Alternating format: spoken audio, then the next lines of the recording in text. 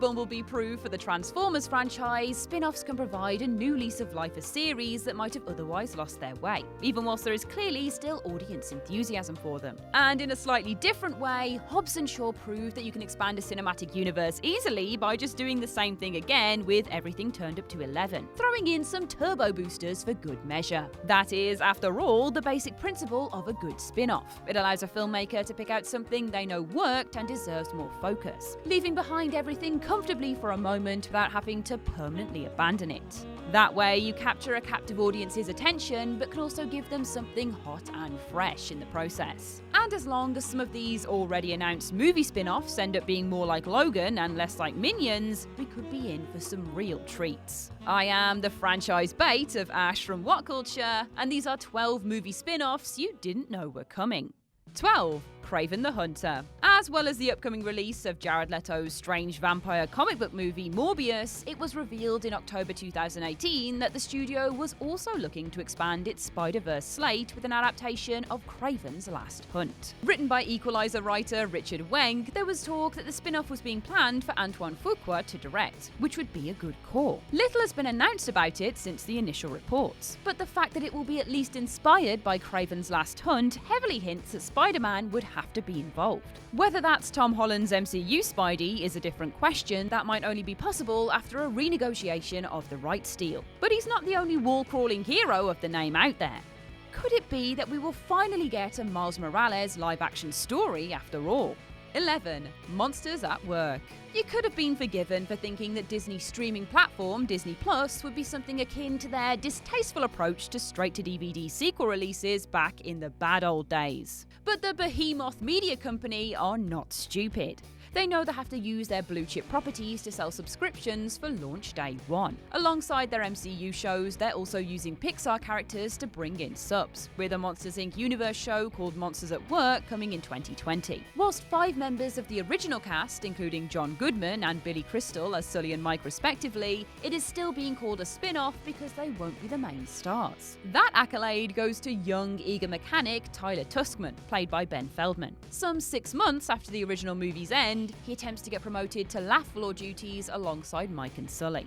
10. Snake Eyes. Say what you want about the G.I. Joe movies, but they stumbled onto a formula that has landed with fans to make just enough money for Paramount to consider the brand an ongoing franchise. We already knew that the future was going to include another mainline release and a crossover with the Transformers movies, but now it seems there is another project to add to the pile. Back in May 2018, the studio announced their intention to make a movie focused on Snake Eyes, arguably the single coolest of the individual characters in the series. It took until the end of that year for Robert Schwentke, who made the 2 Divergent movies and R.I.P.D., to be announced as director for the 2020 release. And now Crazy Rich Asians star Henry Golding has taken over the role. The spin-off prequel will apparently focus on Snake Eyes avenging the death of his father. Expect John Wick vibes. 9. Negan. As well as the much-published Rick Grimes movie, or even movies that will close out Andrew Lincoln's association with The Walking Dead, AMC are apparently looking at other possibilities for spin-offs. And according to Jeffrey Dean Morgan, Negan is firmly in line to have his own story adapted out into its own release. Morgan spoke at Comic-Con this year to reveal not only that a Negan movie is under discussion, but that the network seemed to have a timeline for it too. Or that's what he seems to be hinting at least, as he says he knows that it's been discussed, and the filmmakers have got to do it before he gets any older to keep up with the continuity. He specifically mentioned the young Negan. So that would mean a prequel, unless Negan's going full Benjamin Button or something. That also means the film would probably be an adaptation of the Here's Negan comic, which follows what Negan was up to when the outbreak happened and the origin story of Lucille. 8. Treadstone. Whilst there was some possibility that the Bourne legacy might have killed the franchise built on the back of shaky cameras, Matt Damon, and Robert Ludlum's source novels, its underwhelming performance was not enough to put a bullet in Bourne, and we got another Damon-starring movie in 2016. It might not have been the best of the series, but it made Universal more than $400 million, proving there was clearly an appetite for that world of espionage to continue. Universal obviously don't believe that film's box office haul was down solely to Damon though, because they now have spin-off show Treadstone set to air on USA Networks in October. Starring war horses Jeremy Irvine, the prequel series will tell the origin story and present-day actions of a CIA Black Ops program known as Operation Treadstone. a covert program that uses behavior modification protocol to turn recruits into nearly superhuman assassins. The first season follows sleeper agents across the globe as they are mysteriously awakened to resume their deadly missions. Ooh, interesting. 7. Charming. You can't stop the Disney machine from plundering existing properties and giving us more of that sweet, sweet animation remake goodness that we all love so much. Seriously though, the live-action remakes of classics have made the house that Walt built an absolute bucket load of cash, so don't expect them to dry up anytime soon. And beyond the straight, sometimes shot-for-shot remakes, we're also getting some choice spin-offs, including a retelling of Prince Charming's story that comes courtesy of Wonder writer-director Stephen Chbosky, who will write and might direct. It sounds like an odd one, given the usual focus on the princesses, but Chbosky said in 2018 that it was going to follow the lead of The Princess Bride, which is all fans should need to hear to get excited. 6. The Trench. It feels like whenever someone dares to proclaim the DCEU dead and buried, something injects a bit of testosterone into the franchise's heart and makes it impossible for Warner Brothers to write it off and start afresh. Aquaman absolutely fit that bill, and on the back of that film's huge global success, it always looked like a direct sequel was inevitable. That will happen, but the first thing that was announced off the back of it was something altogether stranger. Warner Brothers surprisingly hired newcomers Noah Gardner and Aidan Fitzgerald to write a horror-focused script centered on the trench. Those weird, fish-headed creatures Aquaman and Mera battle as the film heads towards its conclusion. It will apparently be more modestly budgeted than Aquaman, and he won't appear, so it's a strange one to even exist, but it is undeniably exciting considering how excellently envisioned the trench scene was in the mainline movie. I, for one, am very happy they're going with this weird and wonderful idea.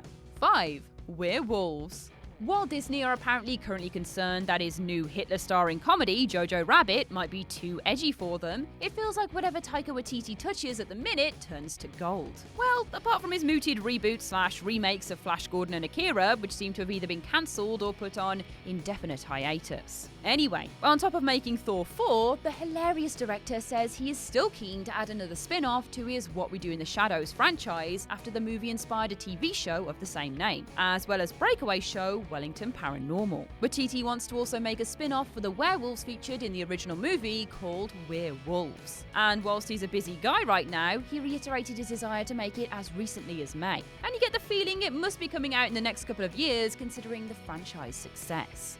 4.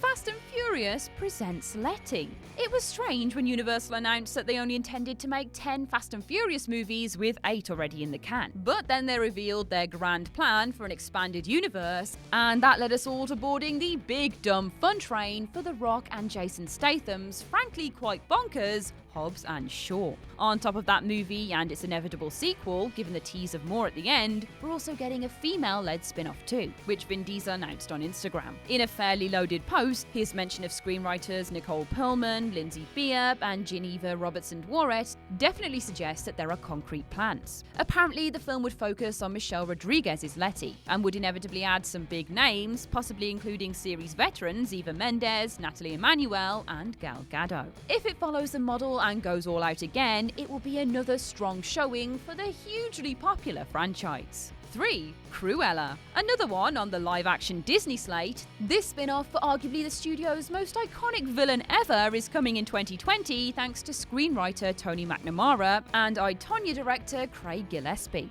Excitingly, Emma Stone is set to play the titular lead role, and Emma Thompson has also reportedly signed on for an undisclosed role alongside Game of Thrones actor Joel Fry, who will play Jasper the Henchman. Cruella is obviously a very colourful character. The prequel treatment worked for Maleficent, if indeed that is the way this one is going to go too. Given the age of Fry as Jasper, there is definitely a suggestion it is set well before any Dalmatian puppies are even on the scene. Little is known of this one other than the characters and cast, but it has been coming for 6 years, so it should hopefully be worth the wait.